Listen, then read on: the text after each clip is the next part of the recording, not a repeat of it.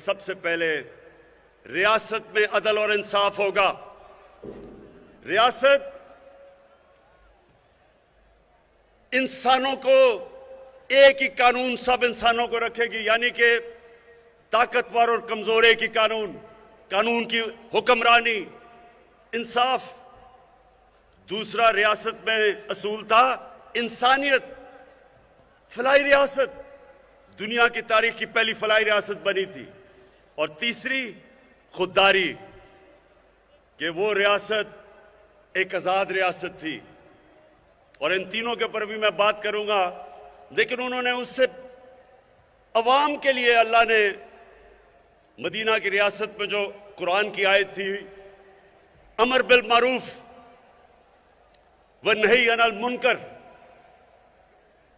अल्लाह ने इंसानों को कहा कि रियासत की तो जिम्मेदारी इंसाफ देना, खुददार कौम, इंसानियत, फलाई रियासत, लेकिन अवाम की जिम्मेदारी क्या थी कि तुम अच्छाई के साथ खड़े होगे और बुराई के खिलाफ जहाद करोगे। ये समझ जाएं कि अल्लाह ने इंसान को ये इजाजत नहीं दी थी कि एक तरफ बुराई हो रही हो और आप इंसान कहे जी कि मैं तो किसी की तरफ भी नहीं हूं।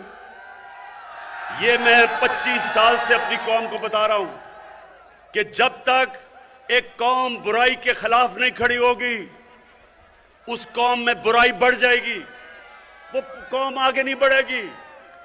जब एक कौम देखेगी कि जुल्म हो रहा है, जुल्म के खिलाफ नहीं खड़े होंगे, जुल्म बढ़ जाएगा।